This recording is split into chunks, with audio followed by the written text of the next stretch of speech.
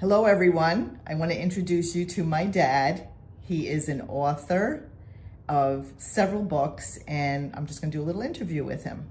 So, Dad, Yes. why don't you tell everybody your name, your age, and then I'll ask you a couple of questions. Okay. My name is Marsiglia, and I'm an author, And amongst other things. Right. Tell everybody how old you are. I'm only 93. And when did you start writing? Oh, I was about 80 when I started writing. Okay. And how many books have you written to date? 3 novels. The first one I wrote was Contract Pending. Then I wrote, which is a follow-up to Contract Pending. It's a series by hook or by crook. And then I wrote the third one, which I don't have here. Yeah. And that's Sheriff Fury. So. And you're in the process of writing that one right now, right? Right. I'm almost finished with it. Okay. And tell us a little bit about the series. Like, what is it about? Well, it's about a young hoodlum in New York. That's where I came from. Yeah, I'll just tell you a little bit about the book as I wrote on the back of it. Walk on the Dark Side with me, Marsiglia, who takes us on a journey that feels real, sounds real, and smells real. With crisp strokes, wonderful word building, and the ability to create an atmosphere of tension and frenzy. That's me. Marsiglia does an amazing job of grabbing you by the throat and yanking you into his tail, with characters that feel real and unlikely heroes that you'll have to love. Brooklyn accents and all, this is one of the great reads with a great pace and no wasted words. Perfect. Perfect. And so that's the first book in the series, which Right. is Contract Pending. Then I wrote. And you wrote that book at age 85. Right. Yeah.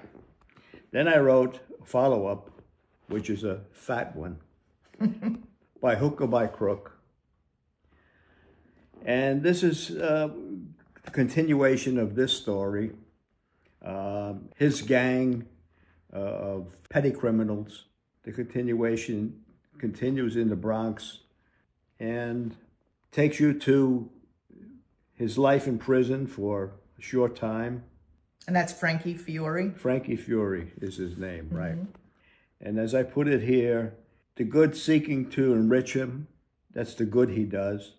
The evil plotting to kill him.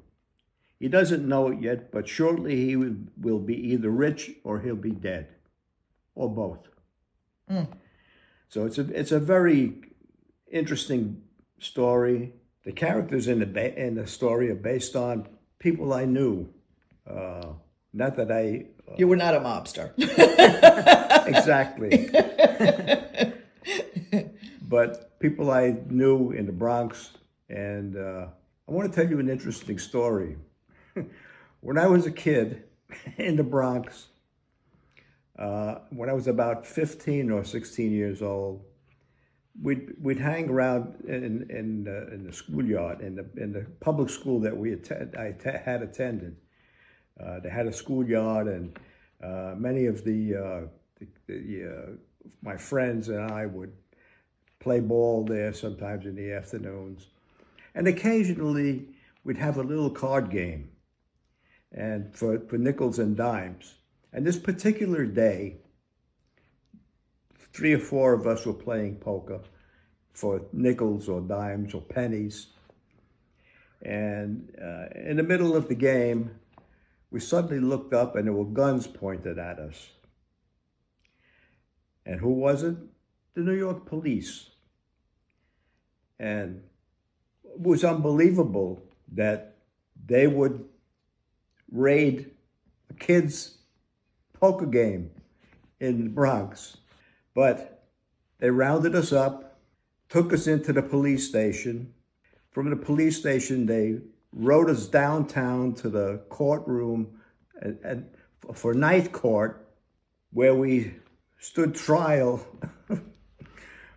three or four of my friends and I, and I had to call home, and my brother Rudy, at 10 o'clock at night, had to take the subway down from the Bronx to the courthouse to pay my fine of $2. Would you believe it? And actually the judge had remarked to the police that took us in, "What did you do here? These are kids." He said, I really shouldn't charge them anything, but $2 and they can go home. Would you believe that? No. But it makes a good story. Yeah. And as a matter of fact, we rode home on the subway with one of the police that had taken us in. And he didn't want to talk. I mean, he shied away from us. And getting back to the story.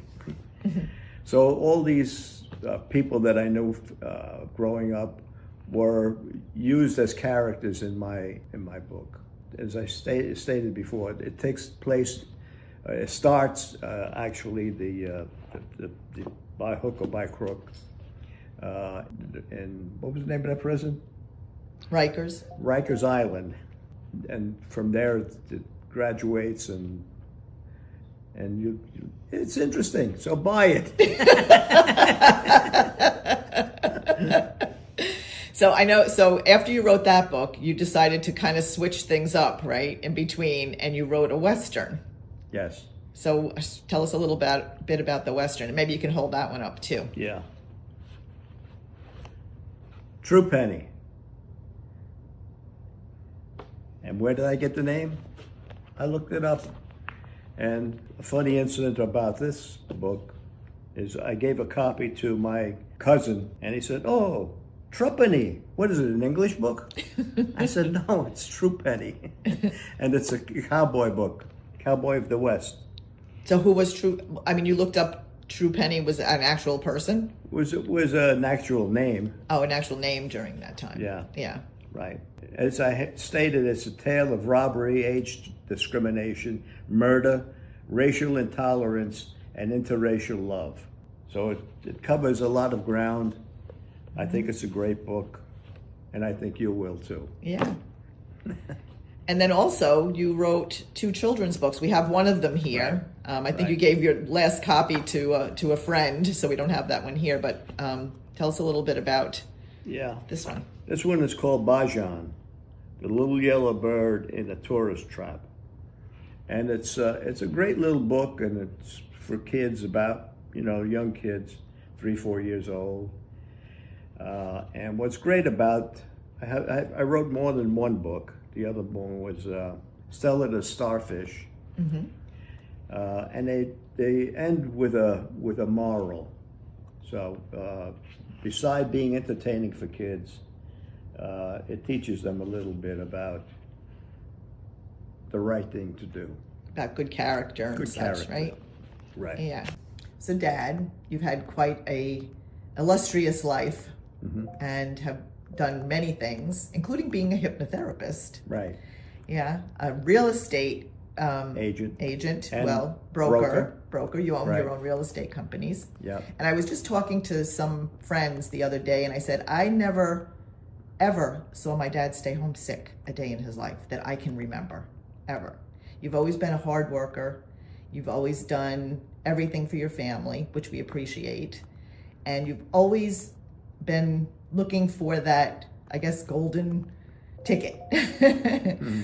And so I wanted to interview you, especially for this, because you've spent so many hours writing. You're in your office all the time. Even now, at 93 years old, where you could be retired, you're not really retired. You're still working, and you're working hard. So I wanted to ask you, like, what encouraged you, or what inspired you to begin writing at such at an age where most people are retired or laying on a beach somewhere? That's a good question. And my answer right off the bat is, I don't know. But I guess I was in school. I was always good at in English and writing whatever the teacher asked us to write. Like creative writing? Creative writing, yeah. Mm-hmm. So I always would get good marks in English writing. Yeah, nowadays they call it a language arts class. Really? Yeah. What's your name again? Yeah, and I really don't know. I just had a feeling that I wanted to write, and I started writing, and I think I like my books. Yeah, I think many people like your books. Yeah. We all love your books. Right. I always tell people too that growing up, you were always the one. You were always very descriptive with telling us stories. This is before you were writing, just when you would share stories with us. You would keep us very entertained in the car, especially with the fluffy dog story and other stories like that. But you not even just stories, when you would describe places like that you would take us before we would get there, we would be like so excited to go see them because of the descriptive way that you shared what they were like. And Dad, you have some of your writing I know that one of your screenplays, which by the way, we didn't talk about that, but you've written 3 screenplays, which anybody listening out there, if you'd like to see them and possibly make a nice movie, Right. Dad's been promoting those, sending them to different agencies and stuff. Right. But actually one of them won a finalist award in a contest. So you should be very proud of that. Right, I am. Yeah. I sent my screenplays out, and one of them was a finalist in a competition. My dream before I go is to have one of my screenplays up on the silver screen, and that's what I'm looking forward to. Well, we are there with you, Dad. we always have. We're saying our prayers and hoping that your dream comes true because you've been working so hard your whole life, and we would love to see that dream happen for you. Yeah. Hey, you know that, do you listen to Gary Brecka at all? Who?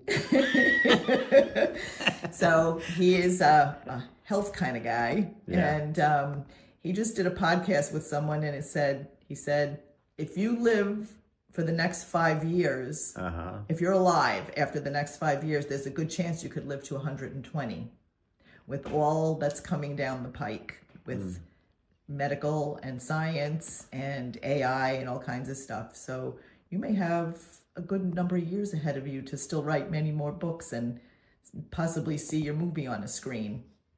That may be true, but I want it this year. Well, we would love for that to happen for you. Thank you.